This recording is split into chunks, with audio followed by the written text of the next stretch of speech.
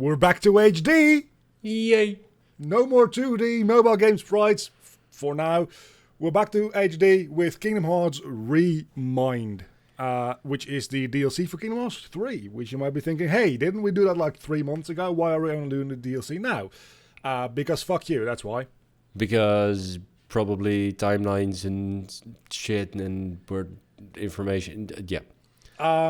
I'm gonna be honest. What we talked about in the last 2 videos with Union Cross doesn't really impact this all too much. But the way I like to see it is Kingdom Hearts 3 itself is the end of Phase 1, as it's labeled. You know my opinions by now. I don't really think that it's Phase 1. I think that's actually Phase 2.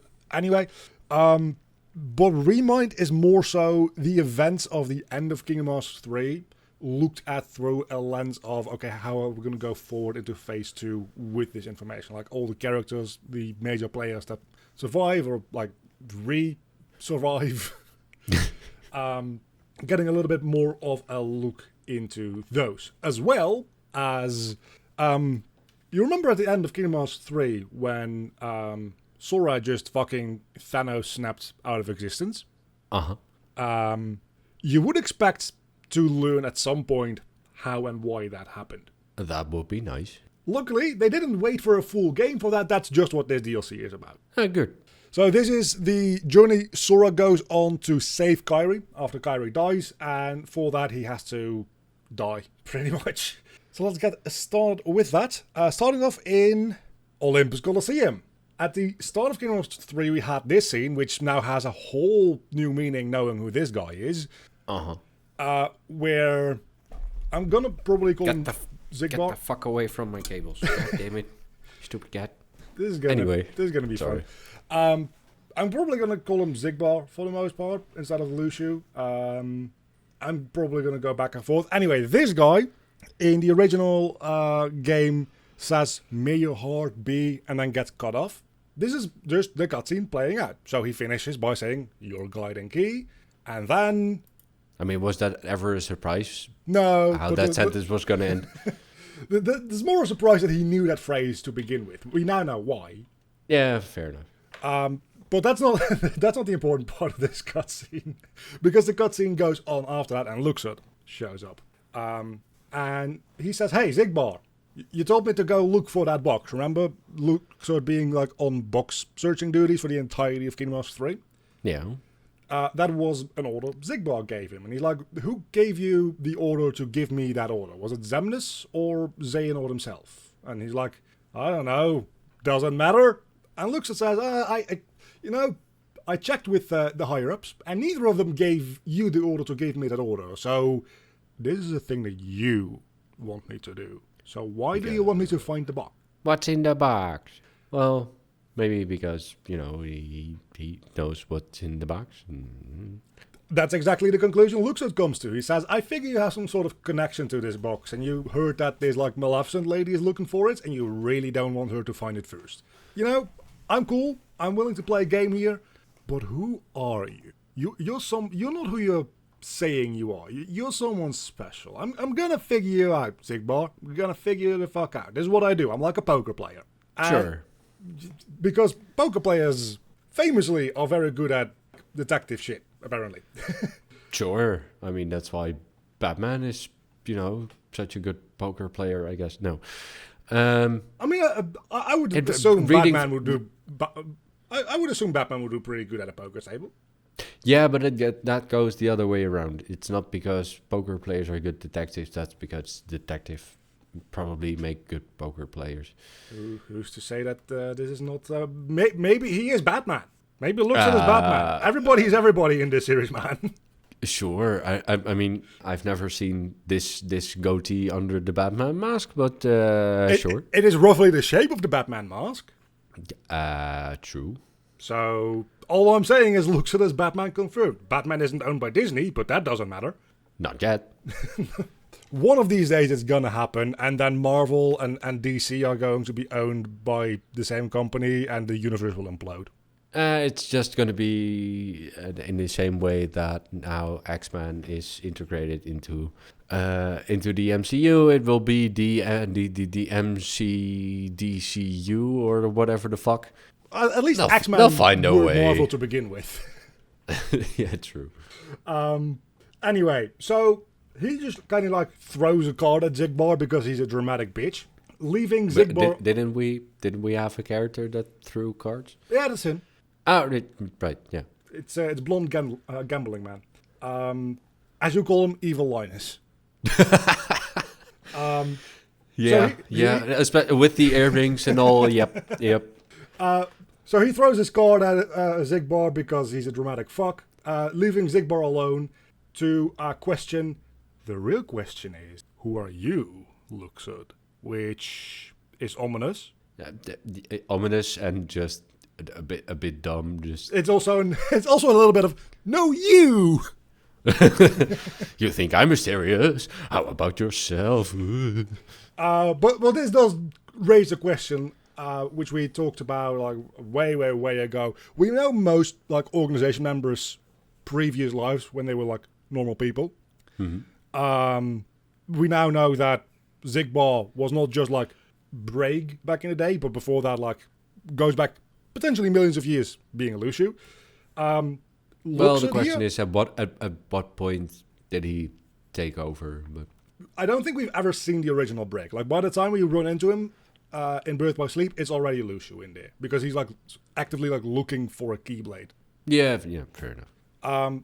But like Luxord is one of the only two characters for which we still don't have a background. So Zigbar saying this is actually like the thing that everybody's thinking. Like, who is this dude? Like, why is he relevant? And if Lushu doesn't know that, that means it's some fucking real shit, probably. Yeah. Anyway. Lushu just taking over the task of the Master of Master and just saying and asking the things that the player is saying and asking. Pretty much. And I kind of like that in Kingdom Hearts Key and in Kingdom Hearts back cover. Like, Lushu is definitely portrayed as being the student and not knowing what the fuck is going on at any given time. Which is, like, if you're working with the Master of Masters, I feel like that is just your life, not knowing what the fuck is going on. But by the time we get, like, to this time period, the way that Lushu acts as Zigbar, you can definitely tell he's like picks up a thing or two in mannerisms from his master. He's just much more laid back, much more like almost goofy at times. So he's kind of like, I feel like in the millions of years between the Keyblade War and present day, he's kind of like caught up to the master, I feel, in terms of just like knowing shit and probably also just like being badass in general. Yeah, and this question of, but who are you? It kind of has the same vibe as as that comment he made in the previous game of us way overthinking all the things. Yeah, it's pretty close to that because it is that one is more so directly talking to the audience, like just calm the fuck down. This one is more so him saying the same thing that the audience has been thinking about from way before that this DLC was released. Like, even in Kingdom Hearts 3, Xamnus makes a specific point out of saying, hey, these 4 organization members, which were Marluxia, Laruxine, Damix, and Luxord, you have an ancient Keyblade legacy. Then we learned that Marluxia and Laruxine are from the distant fucking past in the previous game that we discussed, Union Cross. But Damix and Luxord never showed up in that. So, there's another mobile game coming out, hopefully soon. Again, by the time we finish this, which is going to be more or less next episode, I figured that the game would have been released when we started this, like over a year ago. But no. My guess is that those two are just going to be like Keyblade wielders in that mobile game. That makes the most sense to me. But there's different theories about both of these fuckers, which we'll get to. All right. But for now, you want to talk about Sora? Yeah, we haven't seen him in a hot minute. Because he's fucking dead, remember? Except, we rejoined him at the end of Kingdom Hearts 3. When Xehanort is defeated, everybody's looking up. The day has been saved. And Sora's like, not quite yet. We're missing one person with red hair and no personality. And he like does his little thing that he does at the end of Kingdom Hearts 3, making a fucking portal in the sky, leaving through it to go find Kairi, even though everybody's saying, hey, remember, power of waking, not power of resurrection. Not supposed to be done this way. That's besides the point. Being dead is just being asleep plus. Yeah, that's apparently so, because Sora uses the power of waking so much to revive people. Apparently it works, you're just not supposed to do it. I still, seeing this scene again, I still can't get over the Donald Duck Kamehameha thing. Yeah. I just can't get over the fact that we've got all these fucking anime boys and Donald Duck and Goofy. For some reason... And Mickey. For some reason, my mind accepts Mickey at this point as like one of the Keyblade people. He has the black suit on a few times, so that makes sense. Yeah, and his clothes in general are like very Kingdom Hearts style as well. While Donald and Goofy are just like taken straight out of Disney. Yep. It's so fucking weird. I don't know if I made a screenshot of it in Kingdom Hearts 3, but there's one moment when they're all trying to like hold back the corrupting Kingdom Hearts, which is like spilling darkness everywhere. And everybody's like holding their Keyblade up to hold back the darkness. And Donald and Goofy are just making angry poses. Because they can't do shit. Well, Donald can do some shit, but then he dies. Yeah. Anyway, we rejoin Sora and the gang at the end of Kingdom Hearts 3. Everybody's trying to stop him from doing this thing, saying it's against the laws of nature and all that kind of good stuff. Have you enjoyed our time with Sora? Yeah, we're gonna do something else. Let's cut back to a guy in a black robe in the Keyblade graveyard. And it's a Kingdom Hearts game, so we need someone in the black robe who we can reveal later. Yay! Who is joined by another guy in a black robe. Because... Anyway, the first guy asks, hey, how do you like the robe? So he gave it to the second guy. And the second guy removes his hood to show... Oh, this is the second guy. Removes his hood to show... It's young Xehanort, saying that this thing is real fucking useful. It wards off the darkness. Obviously, the first guy, if you hadn't put it together yet, is the Master of Masters. Yeah, that makes sense. So that's how the entire organization has these robes, because the Master gave one to Xehanort when he was like 16. And get the fuck away from my cables, god damn it. And then Xehanort just went to some random tailor and being like, can you copy this, please? Can you make a few more of these? I need at least 13, but I have like plans for like more than 13 potentially. I'm trying to make this whole organization thing, but I'm quite bad with numbers. So maybe we can make like 20 of them instead. Yeah, I just have some spares. That seems useful. I will never get over the fact that Organization 13 only had like one point in time for like a week had 13 members. It's an aspirational thing. Come on. Like they had 12. Then Roxas joined for like a week, and then Shion joined. Then like fucking 7 of them died. And then it must 3, there's like 17 of them. Anyway. The Master asks, hey, Xehanort, buddy, good pal, how did your tour go? Because it's customary at this point in time for Keyblade Masters to be, Keyblade wielders in training before they take their Mark of Mastery, to go on a tour across all the worlds to learn about what light and darkness and hearts and Kingdom Hearts all means. You know, taking a gap year to Indonesia to find yourself or whatever. Pretty much, yeah. Yeah, pretty much. Sorry for the noises. My cat just broke my remote. God damn it. Lovely animal. Xehanort says, it was quite informative. I've learned quite a lot for my reason to exist. And the Master was like, oh, that sounds interesting. Please do go on. Tell me more.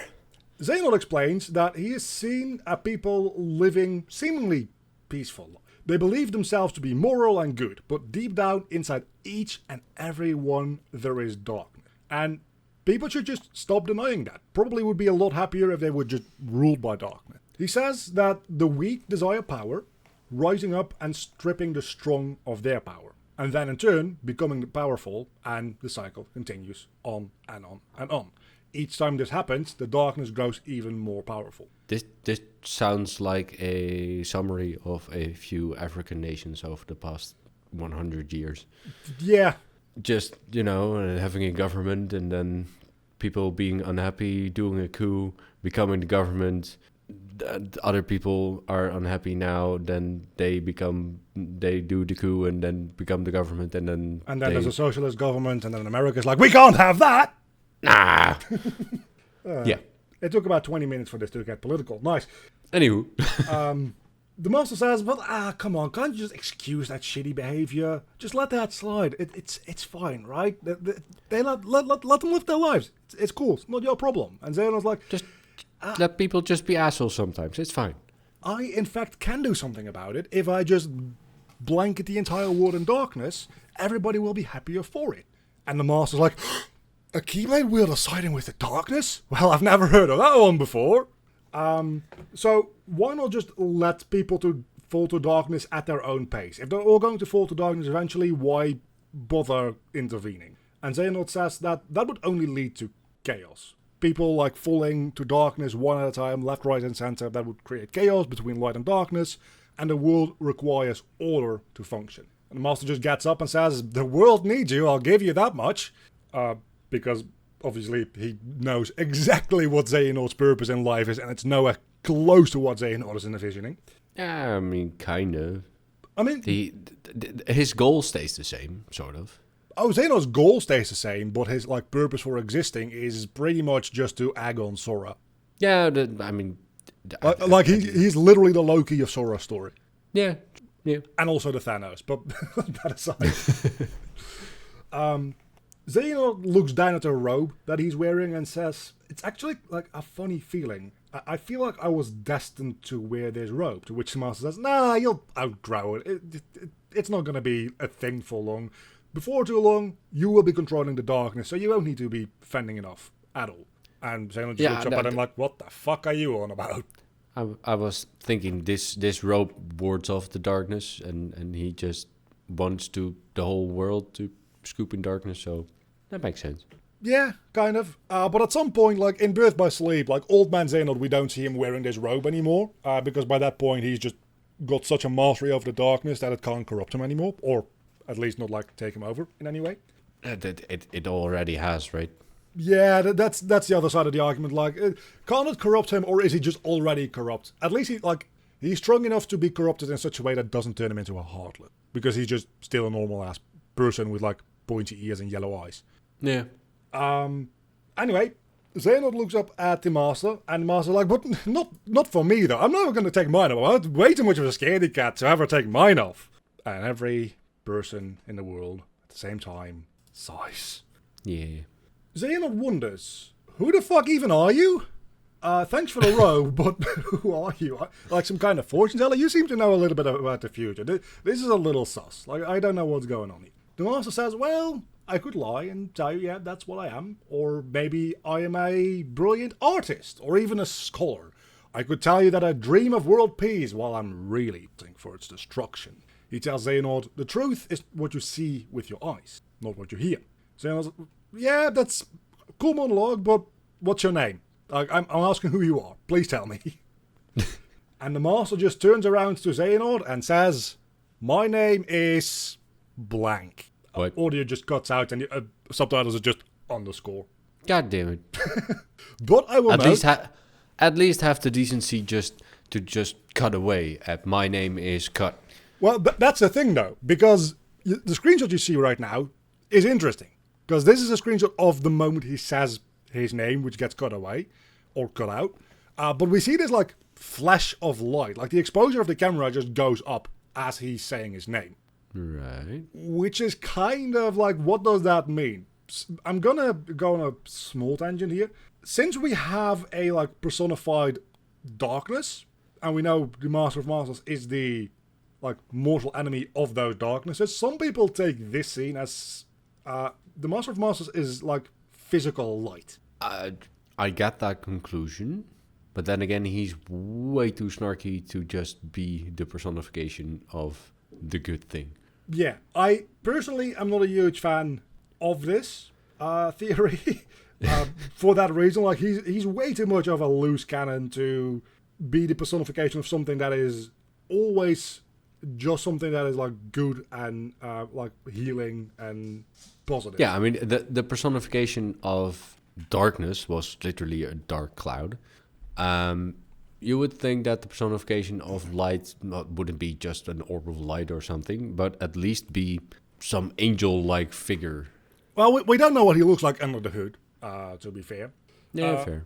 There are some other theories about who the Master of Masters is, and I think we might, depending on how long this recording takes, we might talk about that later toward the end of this episode, or once we've done the last game. The next game doesn't really impact any of those theories. It is, however, noteworthy that Xehanort seems to recognize whatever the Master says his name is and seems surprised by it, which makes it even weirder. Yeah. The Master just turns around and says, just think of me as one of the Lost Masters, and tells Xehanort, may your heart be your guiding key, before just walking off. So that was a thing. Yeah. 75 years later, Xehanort is now an old man, meeting in the Keyblade graveyard at the same rock that he had the conversation with the Master so many years ago, explaining pretty much everything that happens from the organization's perspective that Team Us 3 didn't cover. Like, how did they end up with all of the candidates for the organization to fight in the Keyblade War? So let's go through this real quick. Zigbar's like, okay, cool story about like that dude. I don't know what relevance that has. Zigbar 100% knows what the fuck is going on because he's Luciu. Yeah. But okay, sure, cool story. You're an old man. I let you ramble, but let's get back to business now. We need 13 darknesses, and we've got like 3 at the moment. So where are we going to get the other people? Which gives us good exposition to talk about how the fuck they get to 13 and eventually like 17. So there's these 3, Xehanort himself, Syx and Zigbar. And then there is Merlucia, Lorexine, and Luxord also just are about in this time period. They just exist out in the world. If we go find them, we can make them into darknesses. Right. There's a whole side tension about Zigbar ordering Luxord to go find the box without anybody knowing. And he's like, Xehanort, my dude, don't worry about the box. The box will help us. The box is going to be important. Just let me find the box, okay? And Xehanort just looks down and I'm like, okay, fine, let's move on. Next up, we have Anson, Xemnas, Rico Replica, Young Xehanort, and Vanitas, which all need to be time traveled into this time period, for which we need replica bodies. But even with all of those fuckers, we're still at only 11 people of darkness, which is really nice because at this point, I imagine you already lost track of the count. Yeah. Because I did, definitely. It's very nice that after every single batch, they say, okay, now we're up to 7, now we're up to 11. Very useful. Also, just very convenient that 4 of the 13 are just the same person from different times. Yeah. I mean, I don't know if time travel is that convenient, because it's still kind of tricky to pull off, because they need those replica bodies to put those time traveling hearts into, for which they talk about Vexen originally made 20 replica bodies. The first 12 were failures, they just didn't work. Then came Rico Replica in Chain of Memories, and Number I, Shion. So nobody remembers Shion anymore. But after she died, she was wiped from everybody's memories. But that didn't include physical records of her, apparently. Because in their computer, they just like had data logs. Like, oh, apparently this thing existed at some point. We probably could use this. So that's why Shion is there. That leaves 6 replica bodies left. Enough for the time-traveling Xehanorts, the 4 we see on screen right now, to inhabit, plus 1 left. That leftover will go to number 13. They just need a heart that is connected to Sora's to fill it with. So they go with Shion, or Number I. I have no idea why they are so adamant on it being a heart connected to Sora. You'd assume that they need a heart connected to Xehanort. That would make more sense, yeah. Don't think about it. Okay, I won't. Also, may I point out that at this point in their organization, they already have Demix and Vexen as members, but they're still looking for a number 13. They literally say, Dynamics and Vaxxon are backups at best. So, Ouch. They were hired first, knowing that they were going to be backups to, like, new people coming in. That must hurt. Yeah. So, are we ready for some more Sora? Yay! We're going to stick with Sora for a while now, don't worry. He arrives in the final world, and Charity's like, what the... Are you back? You didn't die again, did you? And Sora explains the whole, like, dead Kairi situation, and Charity rightfully points out that, hey, remember? Power of waking, not resurrecting, time travel. Apparently, you can also time travel with the power of waking. I don't know, man. Sure. We've had more convoluted ways of time travel in this world, so yeah, sure. The power of waking is just a deus ex machina at this point. You can wake up people with it, you can travel to a world, you can travel to different times, you can apparently fucking resurrect people and time travel with it. It's just the power of storytelling. It's literally just like, we need the Keyblade person to do a thing. Power of waking. Sure. I don't know. That just makes that just makes it more annoying when shit like this happens and characters are like this is not what the power is meant for. Shut up. The power is meant for whatever the writers want. Just do it already. At this point, yeah, because the power of awakening has been a thing for like a game and a half now, roughly. And they've tried to explain what it is 3 different times in 3 different ways, and none of them make sense. So, like, if they had at least established what it was for in a way that made sense, saying, hey, this is not what it's for, would have been fine. They just keep telling us this is not what it's for, but it can apparently still fucking do it, and we don't know what it actually is for, because they refuse to elaborate on that in a way that makes sense, so... Just shut up and do it already. Yeah. But Charity isn't about it. Sora's already restored 6 hearts that he shouldn't have restored during the Keyblade graveyard thing, and now he's back at it again, doing it one more time. This is an extreme taboo of nature. It's breaking the laws of nature, which has a steep price. And that steep price is that he won't be allowed to exist in this world anymore, and he will lose all of his powers, which is a great way to reset him back to level 1 from Kingdom Hearts 4. But it's vaguely implied that losing his powers might mean that he will just lose the power of waking altogether. Like, it's just going to be locked off. All right. Maybe. That's a good way to have this seemingly way too easy plot device go away. Yeah. I feel like it's not very explicitly said that that's what's going to happen, but I kind of feel like that is what is happening here, is you're losing your powers, you can't get them back because we don't want to ride around them. Yeah, that makes sense. Sora, though, is like, okay, cool story, I don't care, I'm going to save my piece of bread, white bread girlfriend. Charity explains that Sora can only travel back one more time in time. I wrote that very wordy. Back to the same moment that he initially time traveled into the past in the original events of Kingdom Hearts 3. But unlike last time, he can't rewrite events this time because of reasons. So this Charity is like, you can't do that. But, you know, if you're going to do that, then this and this and this and that. This is the way to do it, yes. Yeah. That's exactly what this conversation is. Like, no, don't do that. Okay, this is how you do it. And for some reason, Sora's time travel here is different than usual. Because instead of just...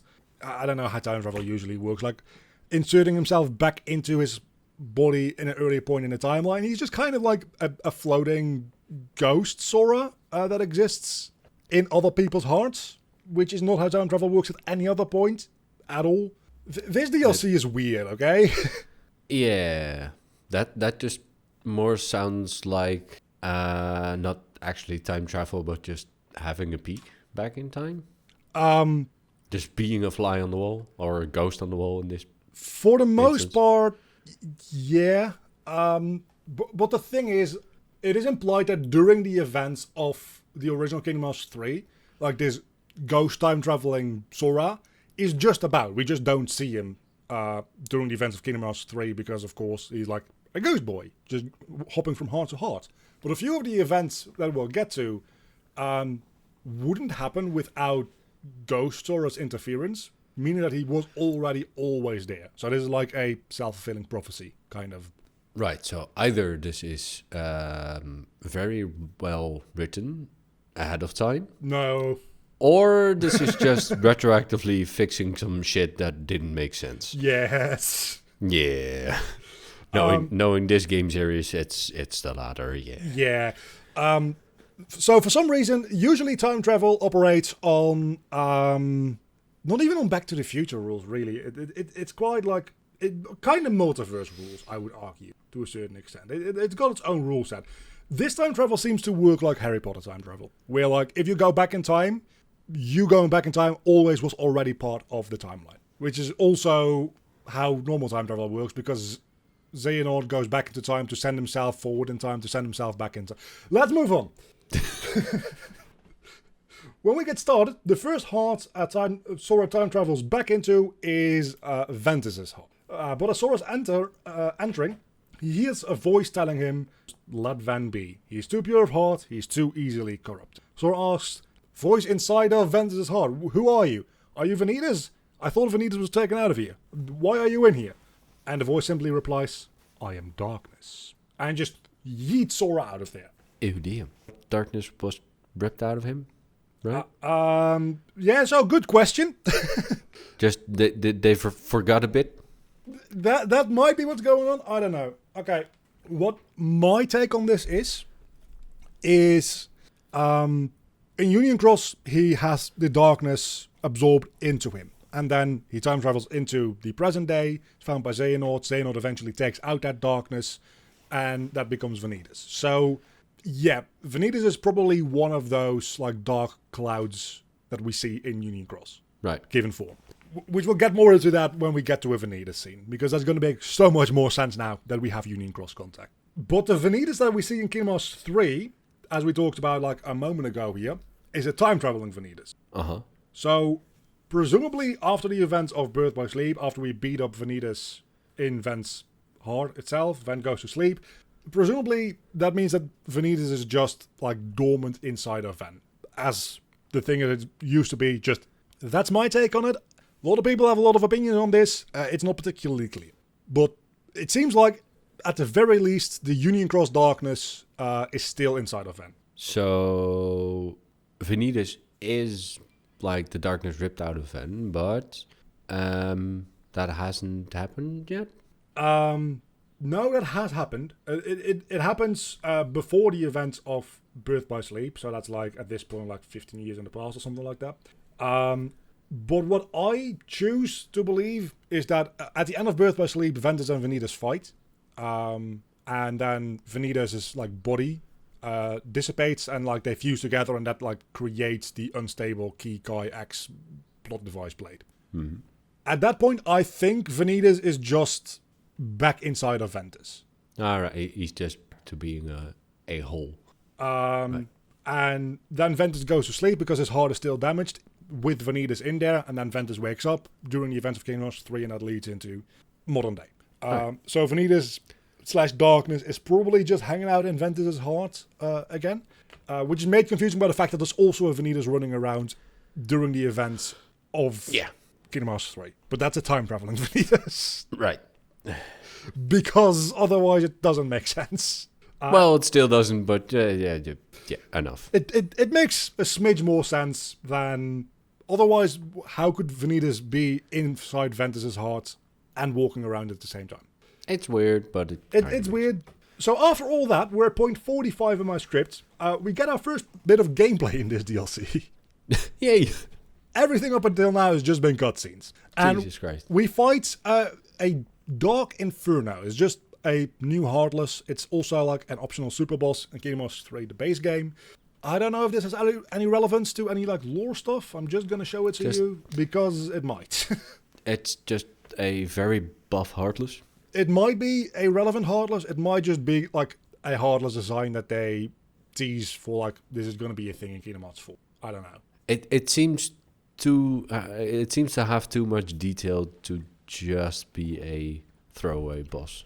Yeah, and the fact that it's like a secret boss, and then we fight like 2 of them in this DLC as well. They really want you to pay attention to this, and like the fact that it has 2 swords and whatever.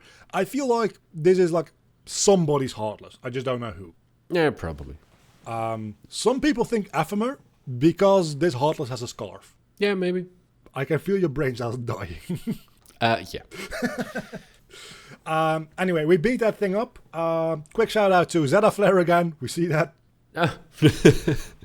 And next up, sort of like, hey, I'm in Ventus's heart. I'm just getting yeeted the fuck out of here. Somebody that's close to Ventus, I'm going to jump over into Aqua's heart. And the moment he does that, the demon storm shows up like the millions of Heartless in like the tornado. And this time, instead of just seeing it through Sora's eyes, we see it through Aqua's eyes. And instead of just seeing indescript shadows wiggling about, she sees every single one as a horde of the corrupted version of herself. Oh, damn. Some fucked up shit. Yeah, and Sora's even like, whoa, what the fucking hell is going on? I've never felt like anywhere near this much pain and fear in my entire life. And this is how Aqua feels all the time. Damn. So he just decides, you know what, I'm going to just leave Aqua's heart because I can't deal with this. This is too much. To which he goes back inside of his own heart, like present Sora's heart, because he can just chill out there, apparently. I mean, he's not the only one there, so that kind of makes sense. Well, at this point, I guess Roxas and Shion are still in there. Yeah, no, you're right. And also Namine is there. Oh. Because reasons. I don't know why, but she's there. And she says that for some reason she's found a connection to Terra's lingering will, the living armor. And says that, hey, while you figure your shit out, I'm going to contact him so he can come help us. And that is the reason that in the time redo, after everybody dies and they go back in time, fucking randomly the lingering will shows up. Yeah, this is more and more looking like retconning shit that didn't make sense. In Game Lost 3, they just were like, hey, what if the lingering will shows up? And then after the game was released, they thought, why did the lingering will show up?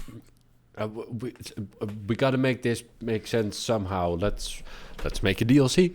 Yeah, that's make some more money for like 90% what this is. Like you're not wrong there. So we see the fight between Xehanort and the lingering will, Dragon Ball Zing through the sky, landing, and a portal opens up and time travel Sora pops out. Okay. Apparently with a body. So, there's now two Soras walking around physically in this. I don't know. Cat, chill the fuck out.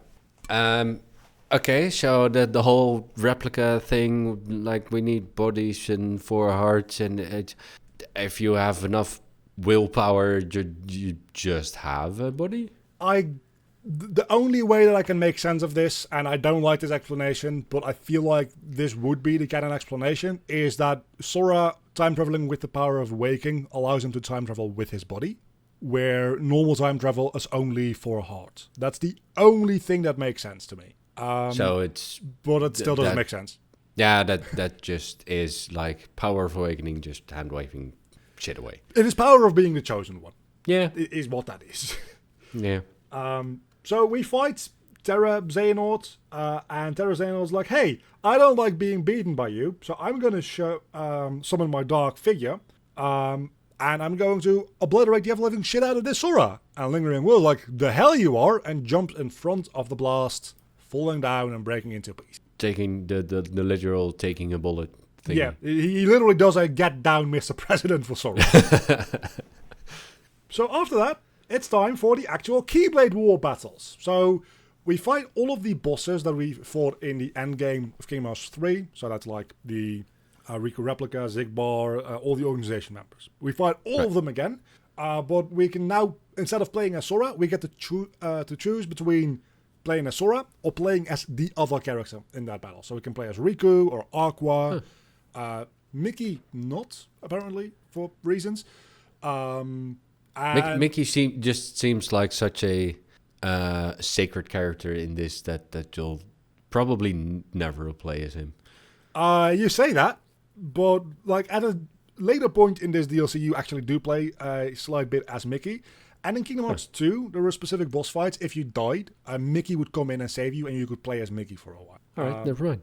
But like, there's also a fight in this series of fights where Mickey is your party member and you can't choose Mickey there for some reason. Also Roxas, of course. Roxas is the last one I was thinking of that you can play as.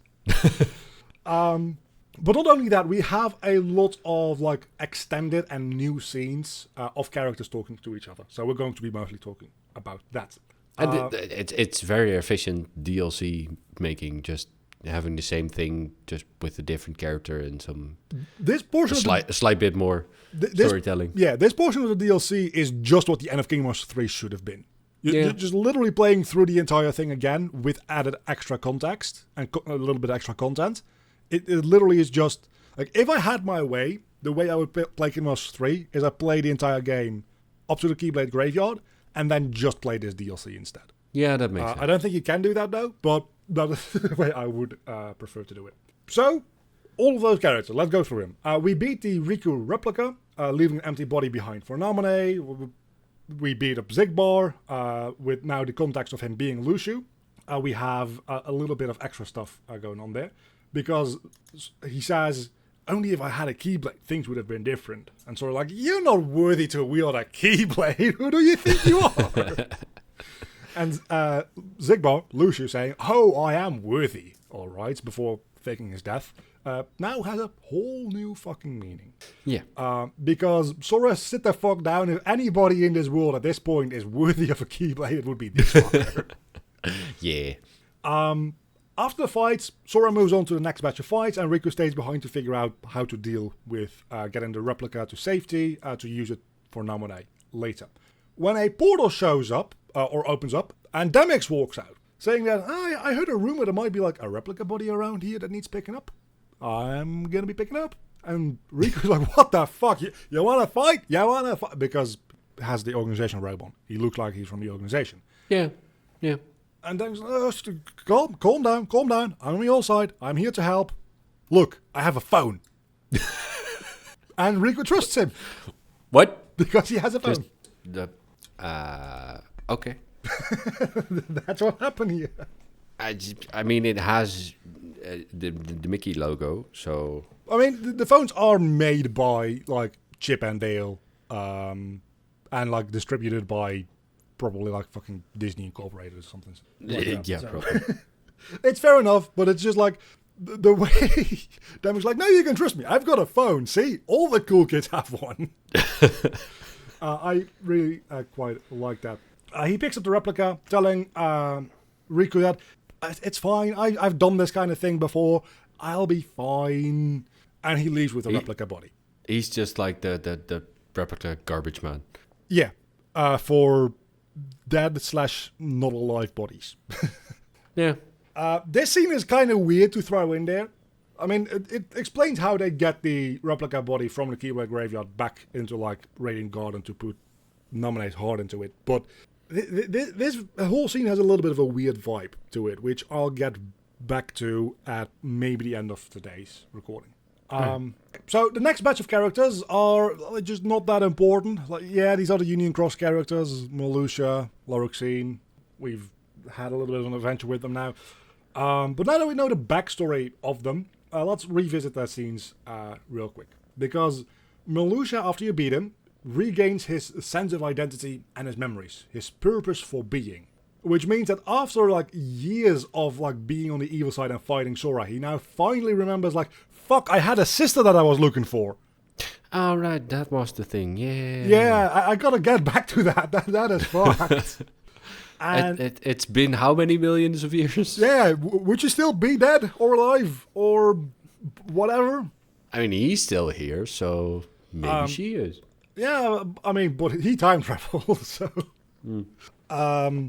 There might also be, like, a Strelitzia time travel thing going on, but he wouldn't know about that, so who knows. I'll tell you, I know where Strelitzia is.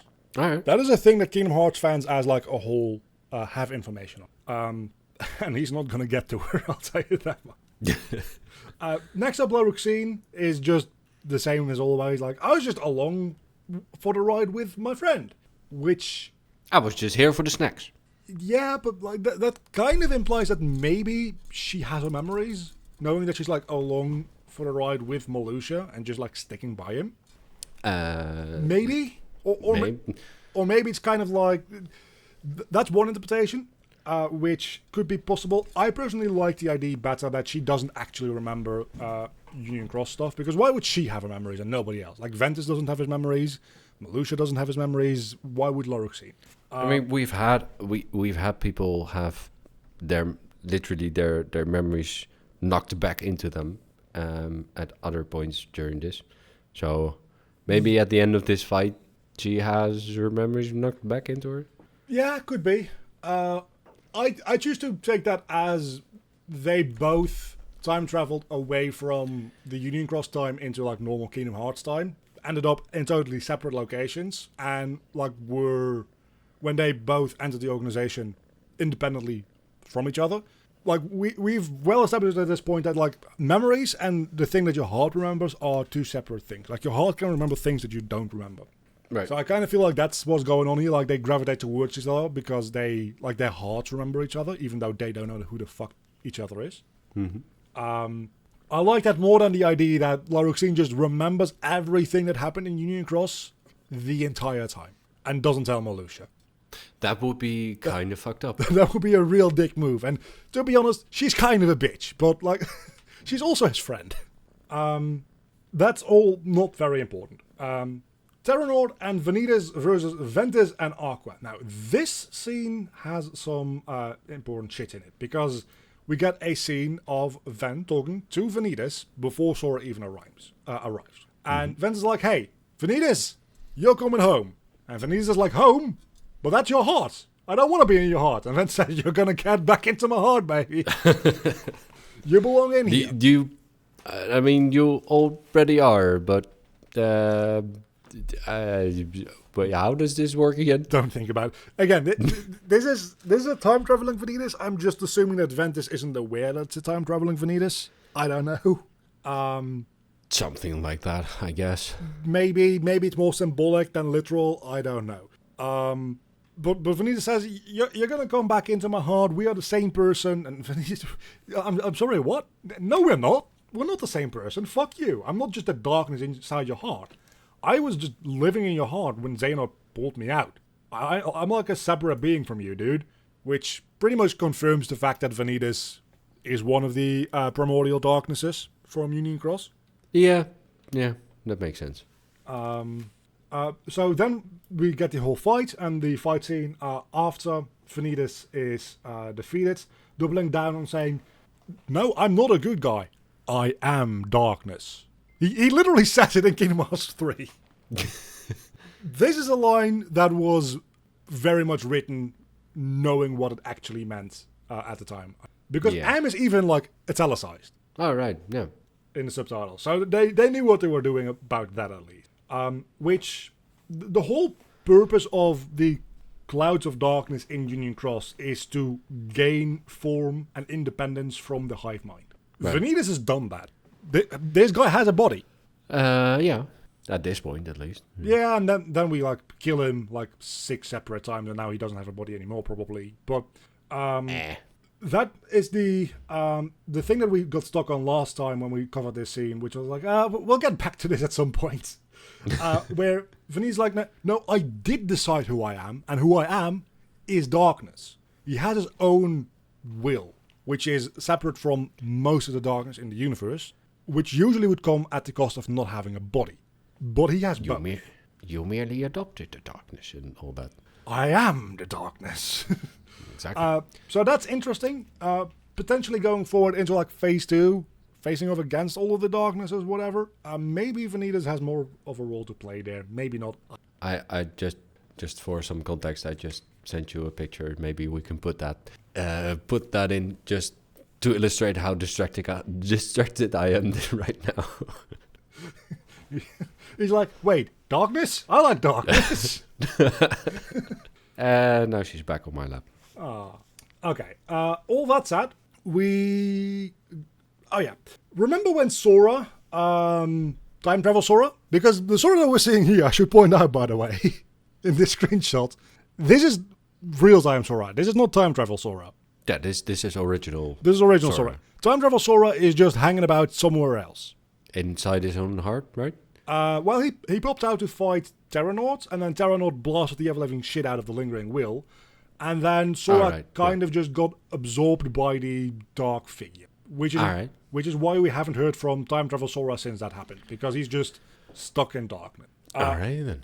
But now, let's get back to Time Travel Sora, because inside of the dark figure, we have Time Travel Sora, and the dark figure is now holding real Sora. So they do the This is getting confusing as fuck. Even for Kingdom Hearts standards. I know.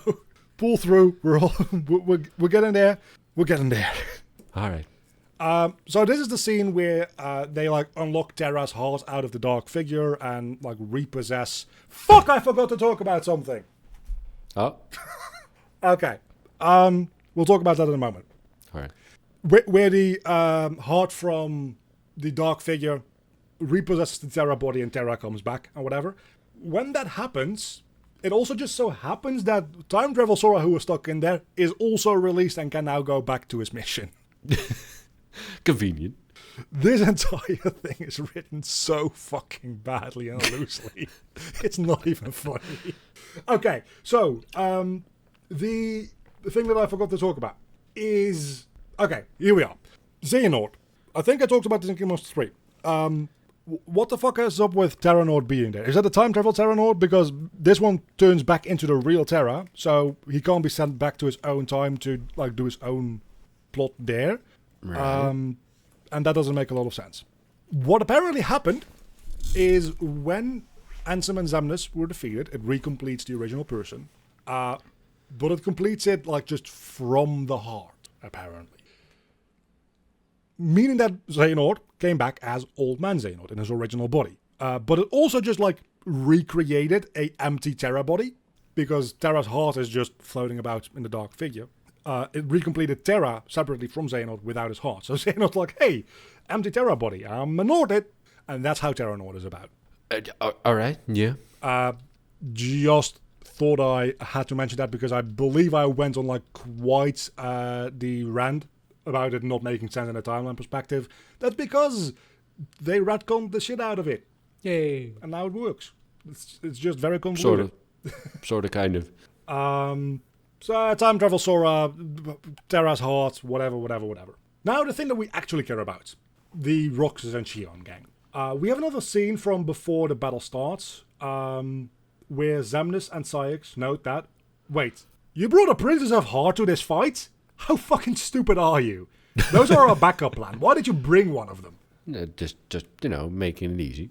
They also talk a little bit about Shion, which is, again, a recreation from the original. That they just made out of data. But every time they call out Axel's name in this cutscene, Shion is like, my head hurts. And then somebody mentions Roxas, and she's, my head hurts. Because flashbacks hurt in this universe. Yeah.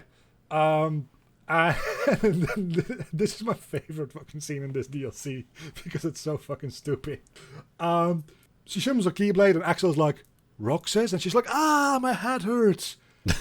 And then Syx says, no, that's not Roxas, Axel. And hearing those names back to back, that's literally what happens.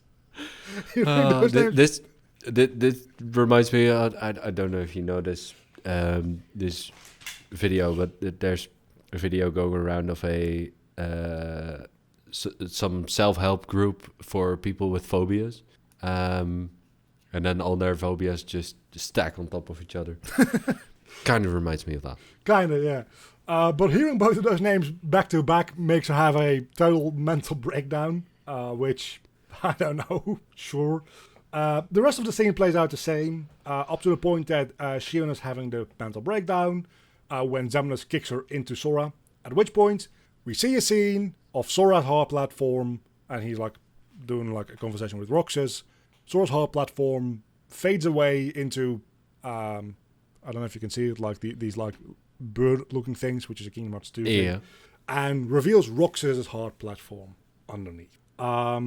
Which is how Sora, Time Travel Sora, helps out unlocking present Sora's heart to release Roxas. So again, without Time Travel Sora, Roxas doesn't come back. Nice retcon.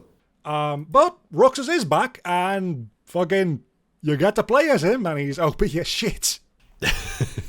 So we wreck everybody's shit. But during the battle, Roxas literally beats the recusant sigil out of Xemnas.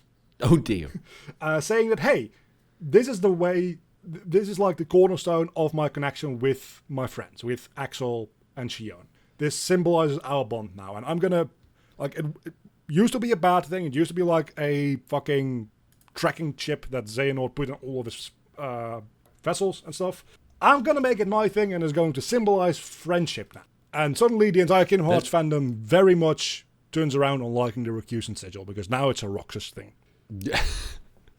that's kind of like taking the swastika and just saying, now it's a good thing. Yay. Sort of. Well, to be fair, it's kind of like taking what the swastika originally was and turning it into a bad thing. Yeah, true. And then taking it back and turning it into a good thing. Like, whether or not a symbol is a good or a bad thing is very, like, dependent on how. That's just context. Absolutely. Yeah. So it's kind of that, yeah. But meanwhile, Time Travel Sora is like, fine, okay, cool. Shion, Roxas are back. That makes sense. But my time is running out because I forgot another thing. I didn't sleep very much last night. Yeah. Charity warns Sora when he takes off his to his time travel journey. He's like, okay, you can time travel back one more time, but only up until the moment that you initially left that time. So from the start of the Keyblade Graveyard to the end of Kingdom Hearts 3, once present time Sora leaves, time travel Sora's time is up. If he hasn't found Kairi by that point, he's just fucked. Okay. Because artificial urgency. Sure. I mean, he found Kairi already, right? She's there. Yeah, but this is... he can't rewrite events, right? So what he is here for is after Kairi dies, collecting the pieces of, like, her broken being. Yeah. So he can't just take out Kairi right now and keep her to safety because she has to die. But Time Travel Sora's like, okay, we've beaten most of the organization. Now we've got like the triple Xehanort battle coming up, and then we've got the final Xehanort battle coming up, and that's about it. So my time's running fucking low. And I'm just here like, why is your time running low? Like, your mission hasn't even started yet because Kairi hasn't even died yet. But hey, the fuck do I know? Details. Whatever. But he remembers that Xehanort's heart is just pretty much a time machine. So he can jump through Xehanort's heart to reach some extra time to search for Kairi. That does not make sense, but sure. Yeah, whatever. no, I don't know either. I mean, the fact that Xehanort's heart is pretty much a time machine at this point, like we've used that in the game itself. We knew that much, yeah. But how does that give Time Travel Sora any more time? I don't know. I think what is implied is because Sora goes... Kairi dies. Sora goes to Scala at Kylum. At which point, I think the implication is that just like time dilation, if I go to Scala, I'll have more time to think about things there before things reach a conclusion in the Keyblade Graveyard. That's the most I can make sense of it, but that's me doing a lot of heavy lifting for a game that doesn't actually explain that. Yeah. Are you sick and tired of this DLC yet? Yes. Because, let's go back to Union Cross. We've got a monument in the middle of Scala, which just tells you the entire story of Union Cross in like 4 slides. Yeah. Well, that's a little hyperbole. It shows Daybreak Town, dying, and then it shows an image of Scala at Kylum being constructed on the ruins of Daybreak Town. That's kind of the story, but you know. We leave out leaving some things out. We leave out like the other 3.5 hours of stuff that we talked about. Yeah. Like all of the darkness stuff, which is quite important to also maybe tell future generations. But hey, what do I know? Yeah, they'll figure it out. I think this is a good time to. I mean, Kairi's dead. Sora's looking for a way to get her back. Let's talk about how he's supposed to do that, because Sora has to collect little pieces of like crystallized Kairi in the form of like flower petals. And so far, he's gotten 5 of them. One of them was in his machine. A lot of other ones were just like hidden inside Heartless and other places around Scala. To which Xehanort shows up, saying, hey, I know that you're time traveling here. Because, sure. And says, because I just know things. yeah, because I'm the villain and we can't be fucking asked to write reasons for things anymore. Yeah. And he says, okay, you find 5 pieces, that's good, but you need 2 more, and you're out of time, because real-time Sora has shown up in Scala, so we're almost to the final battle, which means that we're almost out of time altogether. And Sora just kind of looks over at his past self, the present Sora. Future Sora looks at present Sora, and is like, oh fuck, I am here, and just fucking poofs back into his own heart.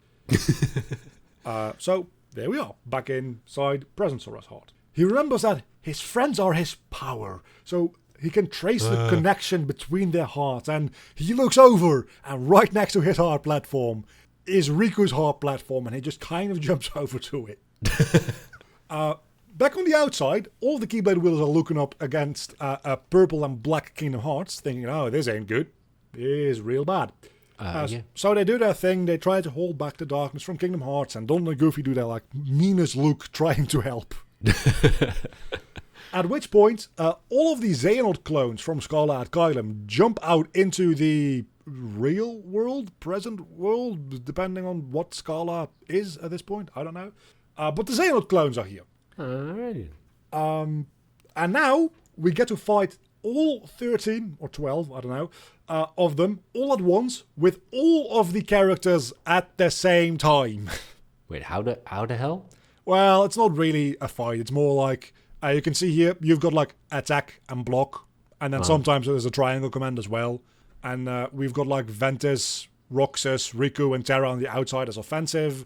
Then we've got the inner circle there casting magic spells to protect. And it's just like, it's more of a cutscene that you sometimes interact with than a real fight. It's just a quick time event thingy. It's a little more involved than a quick time event, but not that much. It's just a big old everybody fighting at the same time, and it's again, yeah, it's more of a quick time event than an actual fight. But instead of 1 button, you press like 3 buttons. Wow. Which are less time based, so it's kind of fun. And Time Travel Sora is like hopping around people's hearts here, trying to somehow help out. But it's not really helping too much because the Xehanort clones absolutely fucking kick everybody's asses, and you see all those keyholes floating in the background? Yeah. Those apparently like are portals or something, because most of these Keyblade wielders get kicked into those keyholes and just fucking disappear. All of them, as you can see, they're just fucking gone. Except quick question in between. If we have 12 or 13 clones, couldn't they not just, have made organization 13 clones? Oh, these are those people. So in the original Kingdom Hearts 3, this is like a boss fight against all 13 as Sora, and they all wield their own weapons. So you've got like Vanitas wielding his own Keyblade, and the Psyx version has like the Claymore, and so on and so forth. So these are like once Kingdom Hearts is completed and Xehanort has the Keyblade, they are all fully turned into Xehanort instead of just being Nord. Yeah, they're all fully Norded. Yeah. So now they're not like Terranort and Xehanort and Laroxenort. They're just Xehanort 1 through 12. 1 through 13, I suppose, actually. So everybody gets yeeted into random keyholes except for one Mickey the fuck you guys are useless mouse. Standing alone against all the 13 Xehanorts with only 1 HP. You mash the ever-living shit out of the triangle button to get him to stand up and walk forward toward the big-ass light in the tunnel. This is definitely not him dying. And Xehanort on his own, or Xehanort rather, Mickey on his own evades and beats up all these Xehanort clones on his own, slowly regaining HP with the help of Time Travel Sora. Doing a massive fucking... Anybody who's seen Dragon Ball Z, I know that you probably haven't. This is literally the end of the Cell Saga where Gohan and Goku do like a Kamehameha together. Because Goku at that point is dead, he's just there in like spirit form, and he's helping his son defeat the big bad. That's literally what this moment is. It's just... I haven't seen Dragon Ball, but this looks like some Dragon Ball shit. Yeah, no, definitely. Maybe at some point. I don't think Dragon Ball's interesting enough plot-wise to do this for Dragon Ball, actually. Never mind. So Mickey does a fucking Kamehameha with Sora's help, and has a big ass fucking laser sword now coming out of his Keyblade that he uses to vanquish all of these Xehanort clones. We needed a blue laser into the sky. Yeah. This is a weirdly epic Mickey moment, and this is the point where you get to play as Mickey for a bit. Not in a proper fight or anything. Again, it's more of like a quick time event. And Mickey just solos 12 superpowered Xehanorts because what the fuck even is power scaling? Because Mickey. And does Mickey have the same contract as Vin Diesel and The Rock that he can't lose? Maybe. I mean, he gets his ass kicked. Actually, like, almost never. Like, he almost dies before this big-ass laser sword, but then we get, like, a big-ass laser sword moment to compensate for that. So, yeah, I feel like Mickey is also vain enough to have that in his contract, so probably, yeah. So, Sora goes through the massive keyhole at the end of the tunnel into what is definitely not death, and ends up in what might as well just, like, be the nexus of the Kingdom Hearts universe. All of these keyholes go somewhere, and Sora connects all of them together in a very tedious minigame, which takes like 5 minutes to do. This looks like fun. It's not as bad as you think. You don't have to cover all of them individually. Like when you get one of them, all of the nearby ones connect, but still it takes a bit to get through. And it kind of ruins the pacing of the moment. But once all of the space keyholes are filled, they're all connected together, and the last Kairi piece pops out, which recreates Kairi. She's back. No. But also, Goat Xehanort is here, so we have to fight him now. Oh, shit. And we get to beat up Goat Xehanort as Kairi. Oh. And it's kind of fun. She gets to do a thing. Because Sora is just off in the corner dying, and Kairi's like, maybe I can do this, and you're just fucking juggling him. She's actually got like a really good moveset, which is such a shame because she doesn't have a character to back it up. Still. Yeah. I'm kind of sad that I didn't get like a zoomed out version of this, because you get to see like all the keyholes connected in like almost like kind of a Web of Destiny kind of vibe to it. It's a very cool screenshot. There's some very cool visuals in the end of this DLC here. But I didn't get a screenshot. It's kind of very much reminds of Tree of Time thingy from Loki. Yeah, no, it's the zoomed out version has some resemblance to that as well. Indeed, what is it called? Iguazu. Tree of Life, Tree of Time in Loki. Super cool visual. And then we have Sora happy that he has a girlfriend again, I suppose. Xehanort shows up, and then Sora and Kairi, having completed the time travel journey, go back to the final world. And Sora's like, I fucking did a thing! Whee! And I rescued Kairi, so now she can maybe fucking do a thing for once. But he looks down at his hand, and he's slowly starting to already fade out. He's accomplished his mission, but he was warned that it's going to have a steep cost, and immediately starting. Before they go back home, though, Sora says, hey, Charity, you've been stuck here. You want to come along with us? And Charity, I know he's a stuffed animal, and those eyes don't make sense on a stuffed animal. Yeah. But he's very expressive, and he's like, you mean that? You're going to take me back to, like, the real world after I've been stuck here for, like, millions of years? Really? Thank you. So they all go back to the real world, and now we get all of the scenes from the credits from Kingdom Hearts 3, but, like, the camera pans over, and Sora and Kairi were there the whole time. Just being creeps around the corner somewhere. Yeah, so we see the scene with Ventus and Terra and Aqua having a funeral for Master Ericus, and then Sora gives like a little push for Charity to go meet Ventus, because that Charity is Ventus' Charity. We see Donald, Goofy, and Mickey and Yensid coming back home. We see Naminé waking up after Sora has taken the heart out of Kairi's body and into the replica. The Twilight Town gang is having ice cream. And I want to point out, I don't know if I have a screenshot of it now. During all of these scenes, we never see Sora's face again. Like, the moment he completes his time travel journey, we don't really see Sora anymore. Because he's not supposed to exist in this world anymore.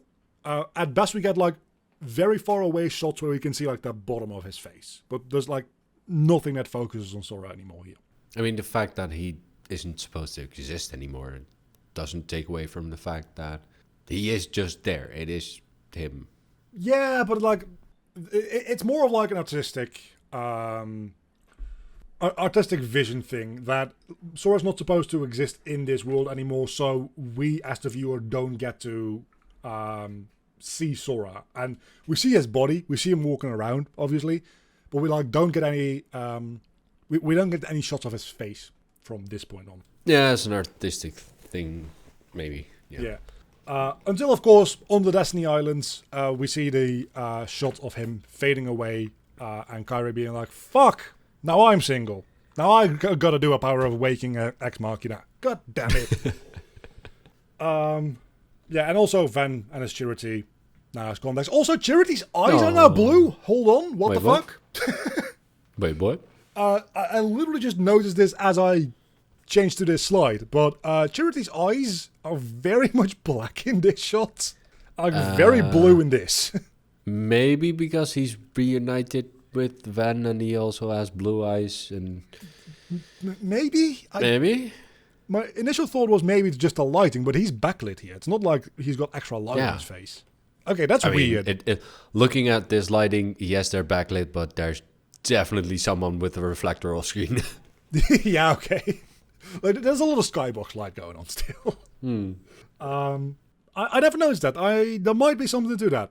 Yeah. Because that definitely is a different texture. You're not telling me that that's just because of the different lighting. It might be because it's a pre-rendered cutscene, admittedly. Like, this is definitely pre-rendered.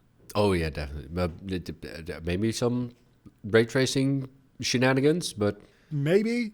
I feel like you don't get from, like, this black. Like, it's not even, like, dark blue, right? This is just black. To this light blue. While these, like, the stripes on his head are still black. Yeah, this is just the fact that Van has blue eyes and now they're reunited. And now I'm going to agree with you there. I think that's what's going on here. I've never noticed that before and never seen anybody else notice that. On a more relevant note, though, we've already talked about that. Never mind. And that was Kingdom Hearts Remind, the DLC. That was pretty short for our doing. Almost. Oh, God damn it. After we do this, we unlock... This is pretty short. After we do this entire thing, we unlock the Limitcut episode. Which is... Okay, so this is just like a boss rush, where you get to fight superpowered versions of all the organization members on one-on-one fights, instead of like the 3-on-2 fights and stuff like that. So there's just like very difficult versions of those fights for like hardcore players to have something to challenge themselves with. But there's a little bit of story here as well, so let's talk about that. A year after the events of Kingdom Hearts 3, everybody is still out looking for Sora. Kairi is taking a nap, exploring the depths of her own heart, which sounds like a really good idea for a rhythm game spin-off. Is she taking a nap at the dentist? She's taking a nap at Ansem the Wise's lab, which just has a dentist chair in the middle of it. So yeah, this is what happens in Melody of Memory, which we're going to talk about at the very end, and that's going to be like a 10-minute episode. We'll talk about that. All right. Ventus, Terra, and Aqua are going to go out searching the realm of darkness, which must be a real rough time for Aqua. I was just going to say, she's okay with this. She's just like, all right, man. I mean, I've been there for 10 years, but a few more days. Who gives a fuck? Let's get into this.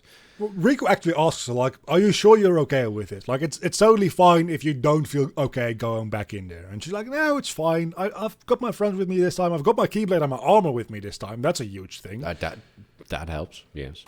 So she's fine going back in, and she knows her way around. Yeah, she's been there. Like, she's probably like got a home somewhere in there. Like, real good real estate in the realm of darkness. Probably cheap. Yeah, nobody wants to live there. Yeah. Donald and Goofy are out searching all the worlds that they've been to in the previous games. So they're just going to like Olympus, and they're going to fucking Mulan World and Beast Castle just to see, hey, maybe Sora ended up somewhere in one of those. Probably not, but we gotta check. With the lore of this game, it probably check everywhere. He could be anywhere, everywhere, all at once. Yeah.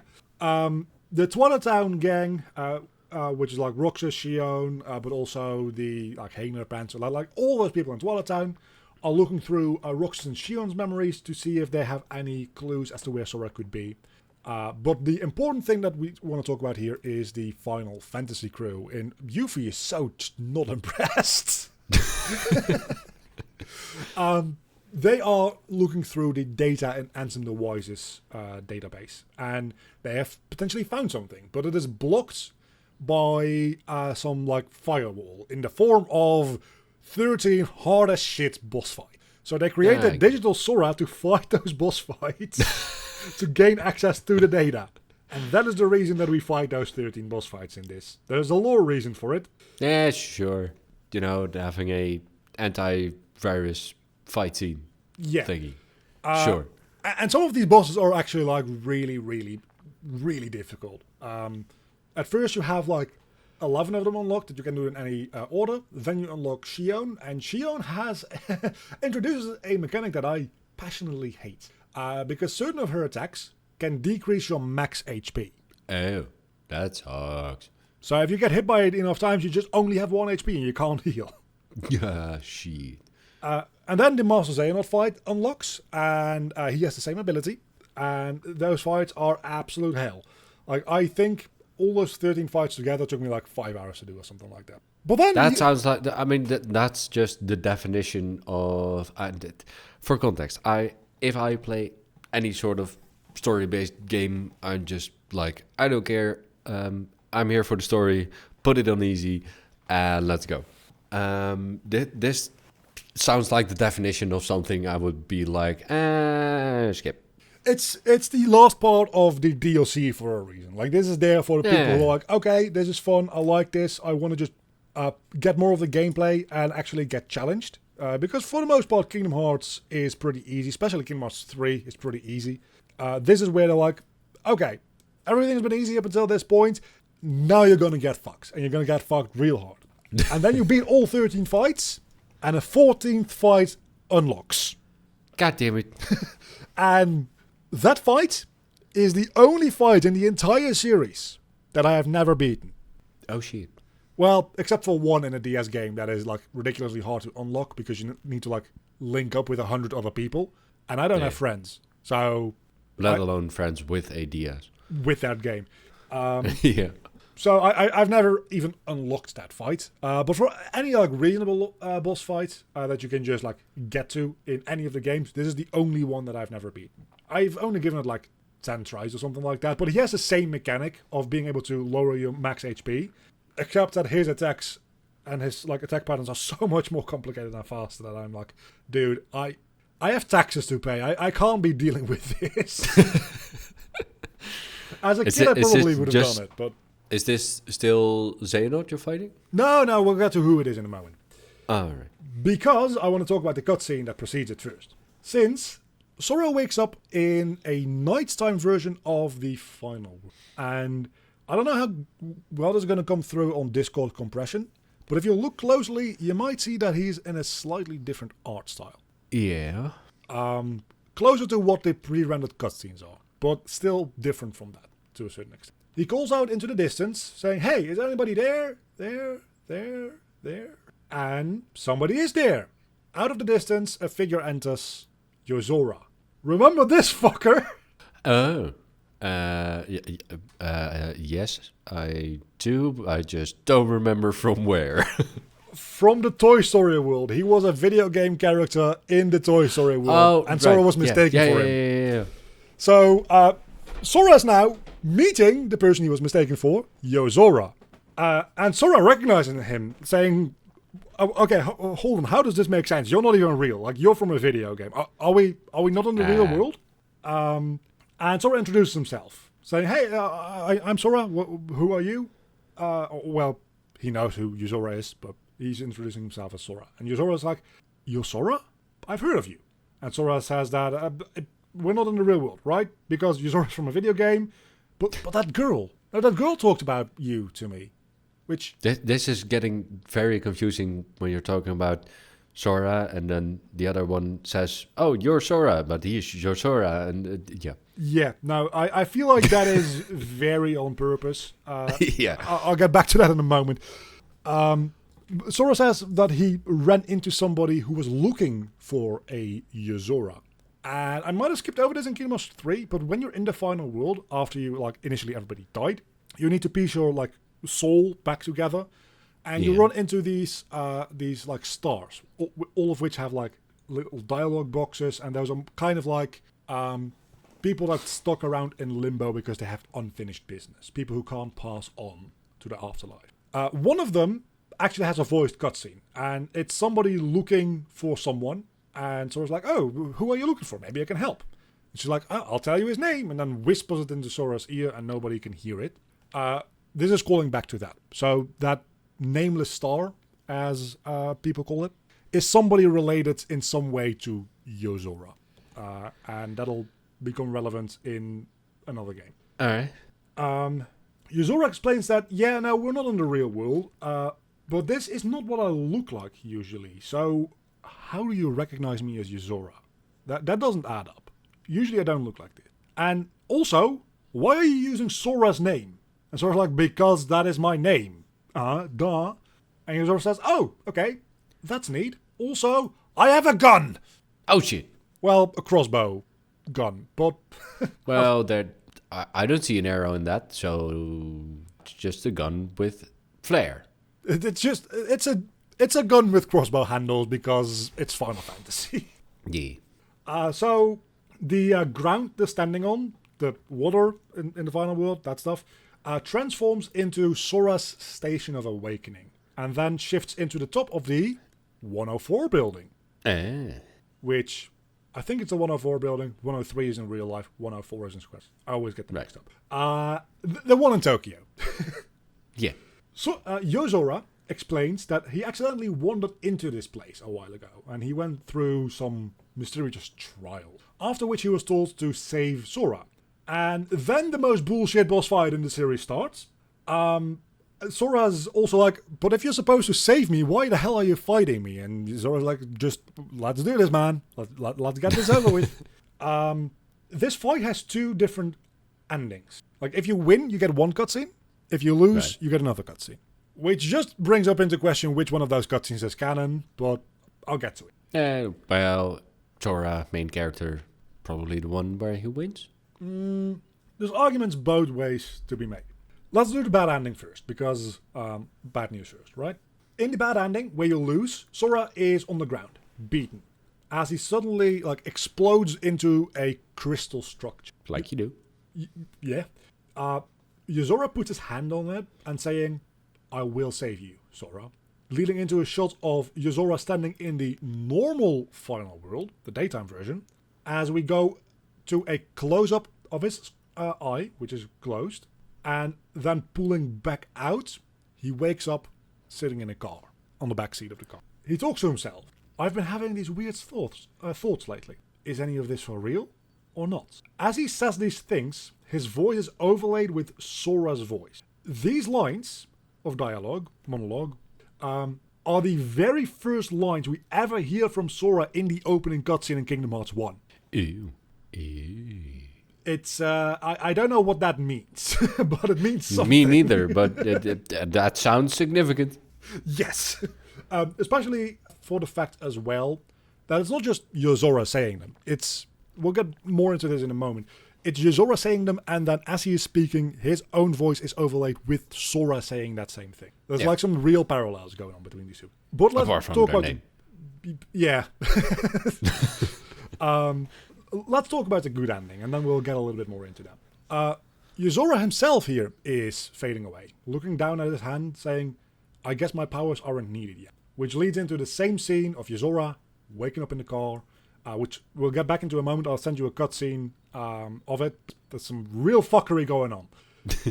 This version of The car scene is extended though, because we hear his driver talking to him, saying, "It's marvelous, isn't it?" And he looks and sounds a lot like Luxord.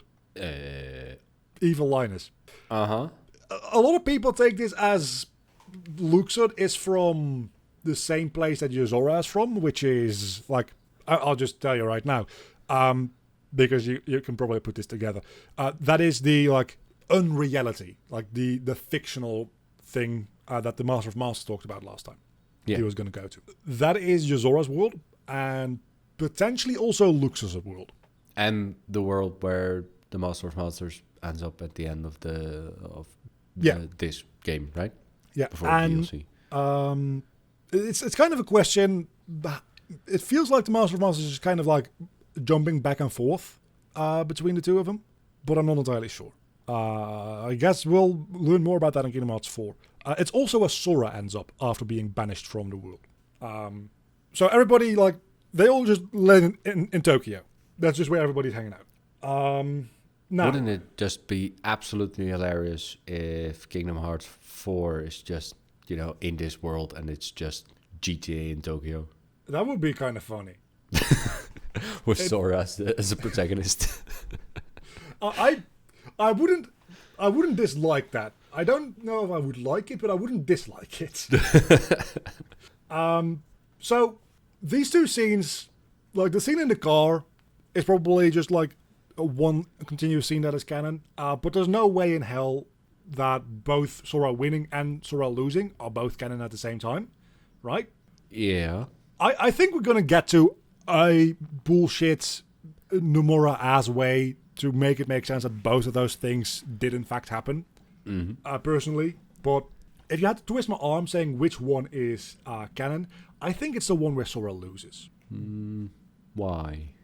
Because if Sora beats Yozora, this is... fuck, I hate the names. And Yozora says, my powers aren't needed yet. That implies that Sora could just like get back on his own to his own world without the help of Yozora. And it feels like that is what Yozora is going to be helping him with, saving him, is helping him get back to his own world.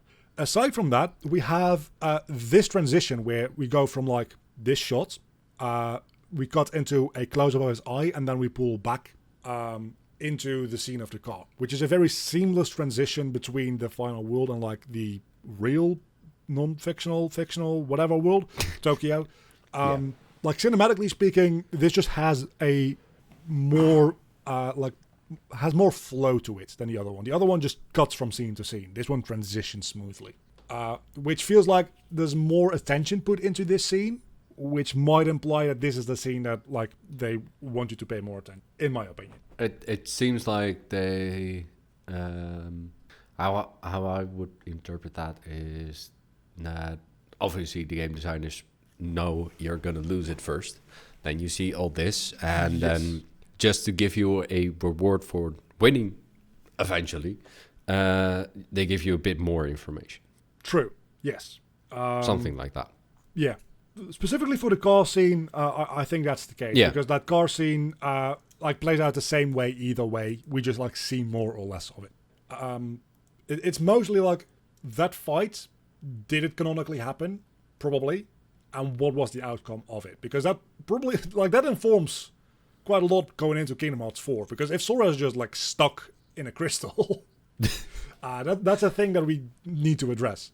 But also, like if this physically happened, going into Kingdom Hearts 4, presumably Sora and Yozora are going to meet in that game at some point. Will they already like recognize each other because this happened, or is this just entirely like this? Did this meeting just not actually happen, and is this just like teasing for the next bit? Traditionally, no.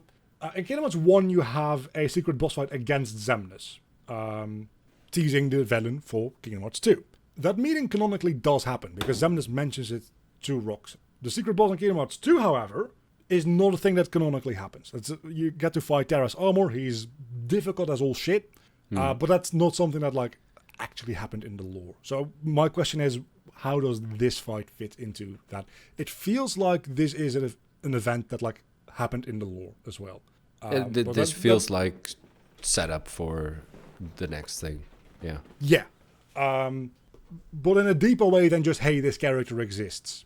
So I'm interested. Now, okay. All that said, though, that's not even like the mind-blowing part about this cutscene. The mind-blowing part about this cutscene is that it is meta as fuck. And I'll be thinking, how is this meta? It's just like, okay, yeah, you've got the line from Sora from Kingdom Hearts 1 being uttered again. Sure. Uh-huh. It goes so much deeper than that. Because this scene in the car is a shot-for-shot remake of a trailer of a game that Nomura was working on that was never finished. Oh.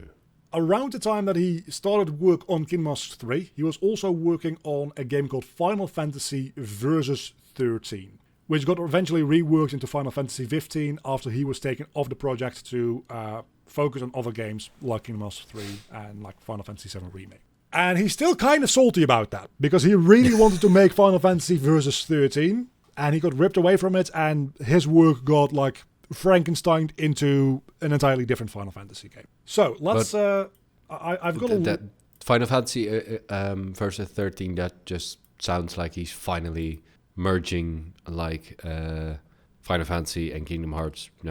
Organization 13 and all that. That's my takeaway from it. There's also the fact that Final Fantasy Versus 13 was supposed to be the last installment in the Final Fantasy 13 series, because you've got Final Fantasy 13 and Final Fantasy. Final Fantasy games have even worse names than Kingdom Hearts games. Oh god. In some ways, because every Final Fantasy game in and of itself is like a separate universe, like it's standalone. Final Fantasy 2 is not a sequel to Final Fantasy 1. It's just the same IP, same IDs. Just like different world, different characters altogether. No link whatsoever. Some of the more successful Final Fantasy games, however, did get sequels. So there we get into Final Fantasy X. Has a sequel called Final Fantasy X-2.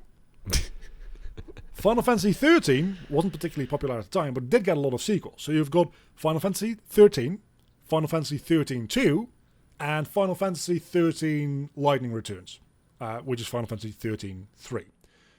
Versus 13 was, I believe, supposed to be the fourth installment and the last one in that Final Fantasy 13 series. But it also does hook into like the Organization 13 thing. So it probably would have been a crossover with Kingdom Hearts, if I had any Sounds like guess, it. Yeah. To it.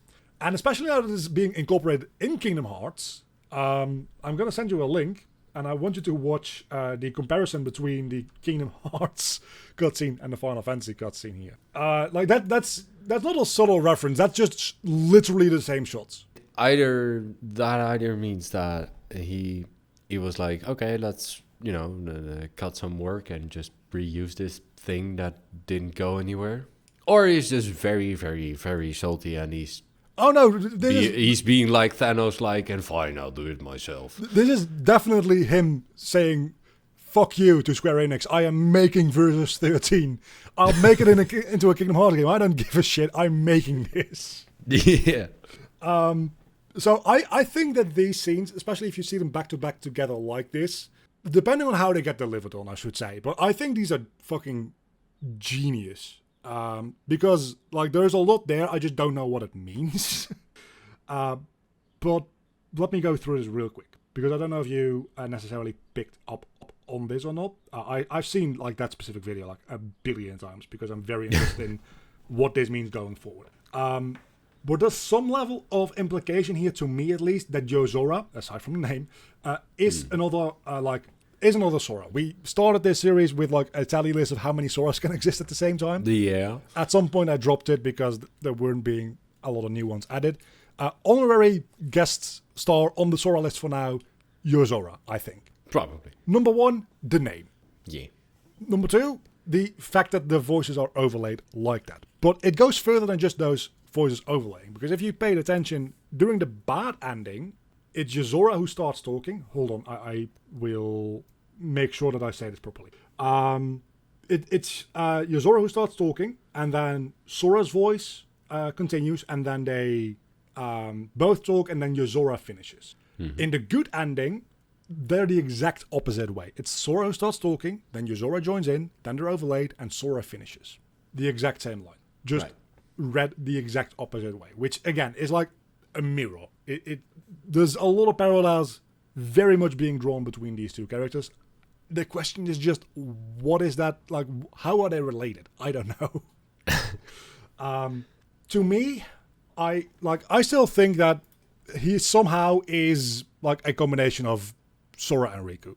I'm just thinking that the fact that he has two different colored eyes. Yeah. That kind of is an indication of like duality and Exactly. all that. And he looks a lot like Riku. Yeah. But like his undershirt, for instance, and like his clothing is closer to what Sora wears in Kingdom Hearts 3. There's like a lot of parallels here being drawn to Sora. He gets mistaken for Yozora in the toy box world. He's got dual eyes. I don't know how this is going to make sense, but I feel like there's like if Sora and Riku had a baby, which like biologically, how does that work? Don't care. If they had a like hard melding, I don't fucking know. It would make Yozora. I think it's something like that. Fucking fusion dance ass character. So that is just a lot of speculation. For all intents and purposes, we're done. This is the Kingdom Hearts story up until this point. No damn. We've got one more game to cover, and like one more cutscene after that game. But the next game to cover is just Xehanort's backstory. There's not a lot of new information there. It's just filling in around the blanks for Xehanort a little bit, especially since what we learned in Union Cross last time is that our player character got fucking reincarnated into Xehanort. That might be like a relevant thing to talk about and look at. But it doesn't really further like any world building or any plot stuff for the most part. Introduces some new characters that might be relevant, but for the most part. So then we have Melody of Memory, which is the rhythm game, and that's just one big ass clip show recapping the entire series, which is what we've been doing for the last year and a half, so we don't really need to cover too much of that. But other than that, we're up to date with the story. So let's see. Do we have any notes? Anything to talk about? Anything that I should like get back to that I promised? Let's see. This was a very like chaotic mess of a story, which isn't helped by the fact that I am at the moment awake on like caffeine and spite. So that probably didn't make things more understandable. But it's also like this DLC in general is just a fucking mess. It's just retconning all the damn shit that they didn't think about or whatever. Yeah, it's mostly that, and then there's like a couple of things like the Yozora stuff. I also want to go back real quick to I want to talk about this guy a little bit, because I don't think we're going to get much of an opportunity to talk about this until maybe like a final wrap-up episode, at which point I think we've got other plans for that. So we don't know that Luxord is the driver for Yozora in Tokyo. I'm calling it Tokyo, by the way. It does have an in-universe name, but we'll get to that. It's Tokyo with some things moved around or changed or whatever. It's Final Fantasy Tokyo.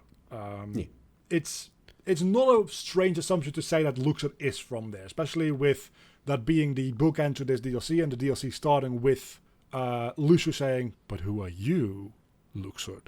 I think that's a reasonable conclusion for people to jump to. That only leaves Demix as a person who we don't know the background of. And I just want you to look at like his gesturing and his posture and tell me if it reminds you of any other character potentially wearing similar clothing. I guess the Master of Masters? That's the ID. Yeah. I don't know how I feel about that ID. Especially with the whole thing, like all the cool kids have one, the snarky sarcasm. Yeah. Yeah, that would make sense. His body language is fairly like exactly the same as how the Master of Masters. Like a lot of big hand gestures. Demix is usually very goofy, but has short moments where he suddenly becomes very serious, which is exactly what the Master of Masters does. Like their personalities, their the way they carry themselves is almost one-to-one. I think that's a good point. I also think that like I don't know how they would make this work in a way that wouldn't annoy me. Because that hasn't stopped them in the past. But yeah, true. I probably would have said the same thing about Lucio being one of the organization members, but I actually like Zigbar being Lucio. Yeah.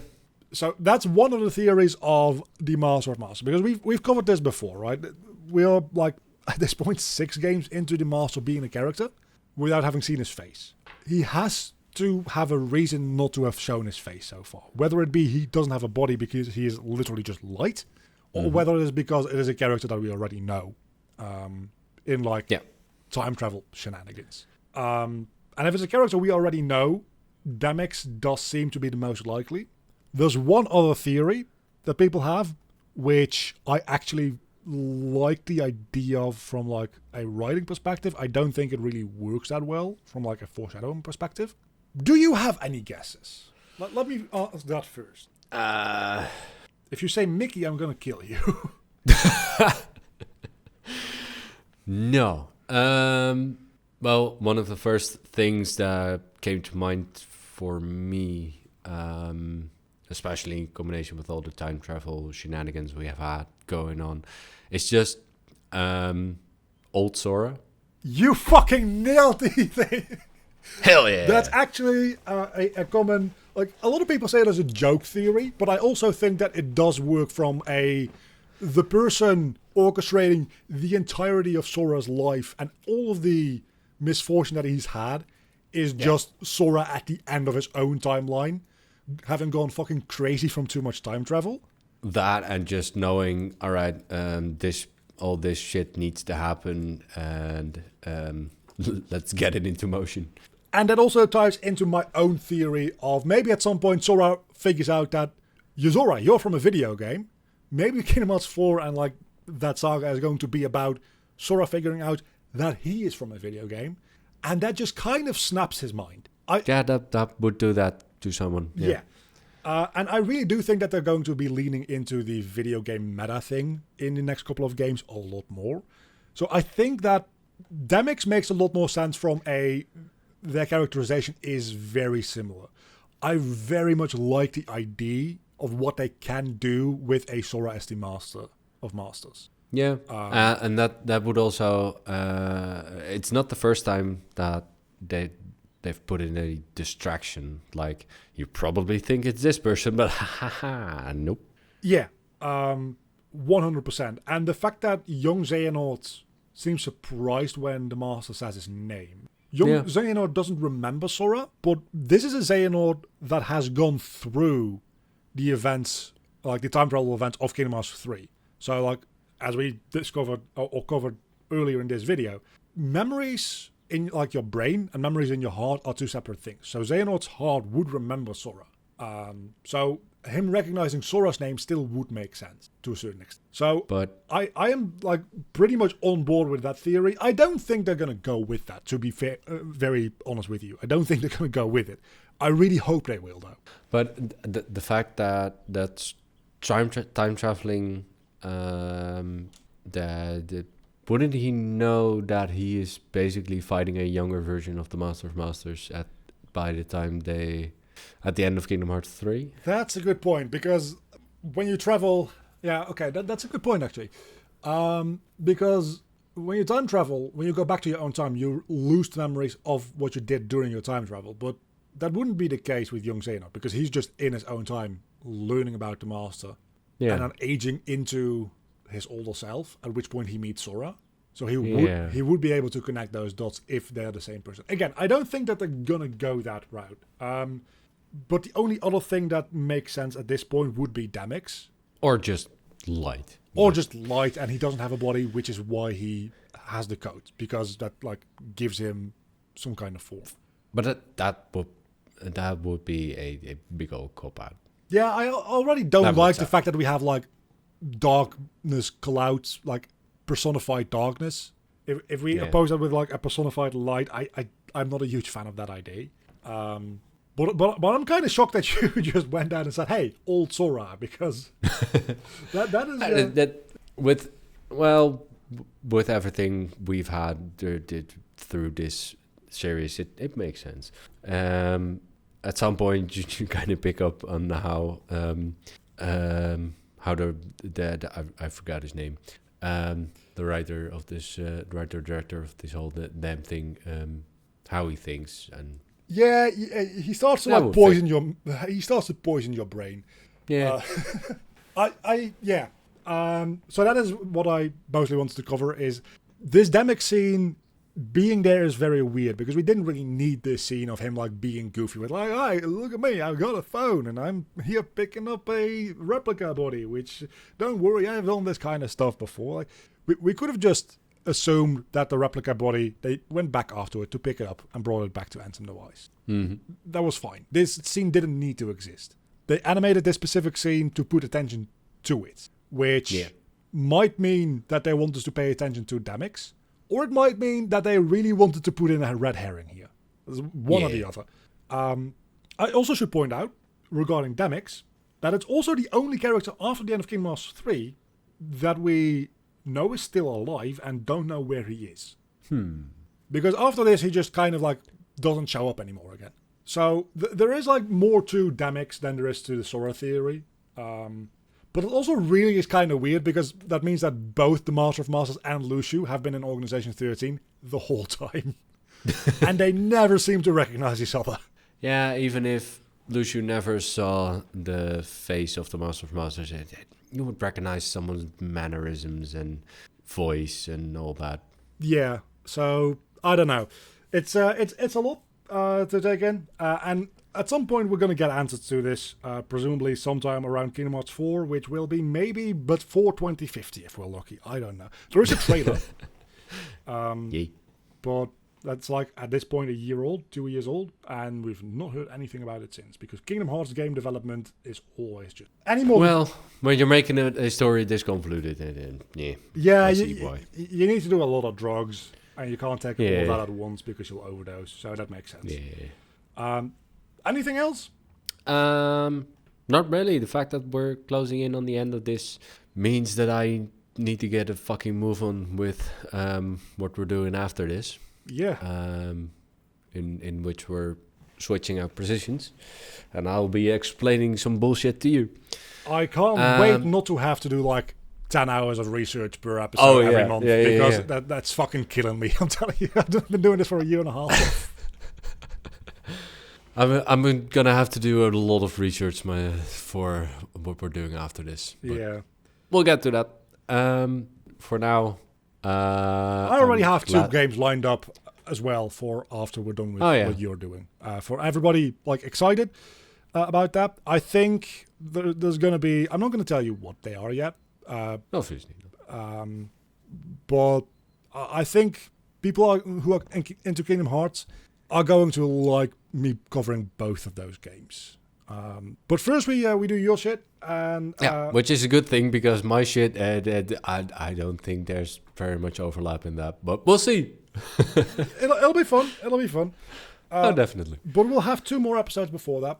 We'll have next time Kingdom Hearts Dark Road about the Xehanort, and then we'll have a wrap-up episode where we talk a little bit about Melody of Memories, like the 2 cutscenes that are important. And we've got some fun plans to just like do something fun, which doesn't require me to do 10 hours of research for an episode.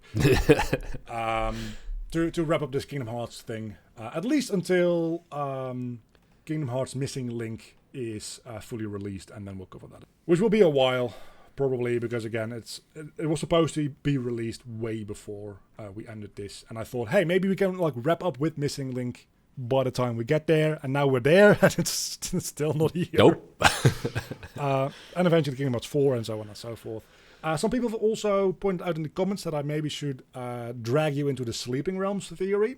I've sent you the document at some point. It's like 600 pages long. Yeah. We've both decided that if we're going to do that, we're going to do that sometime down the line, not immediately following doing all the Kingdom Hearts stuff. Just like give it a little bit of downtime, do some other stuff, and then maybe in like half a year we'll come back to the Sleeping Realm thing, because it's been a lot. Yeah. And I was thinking maybe, I have a PlayStation 4, hasn't been running for 2 years or something. You and me both, man. You and me both. Yeah. Maybe I'll just play through at least Kingdom Hearts 3 at some point. I think I've got a disc for the total collection with all the games on it for PS4 as well, if you want.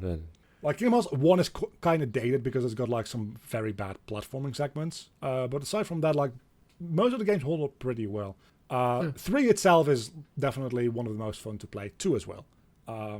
Maybe, and then maybe after I've done that and the story is a bit more clear than it is right now, then we'll get into that.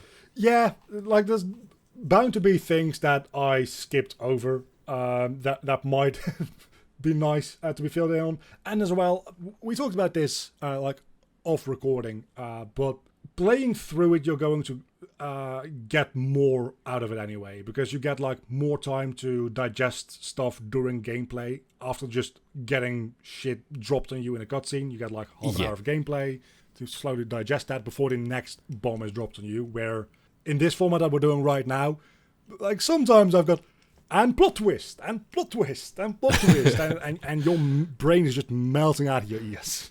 Yeah.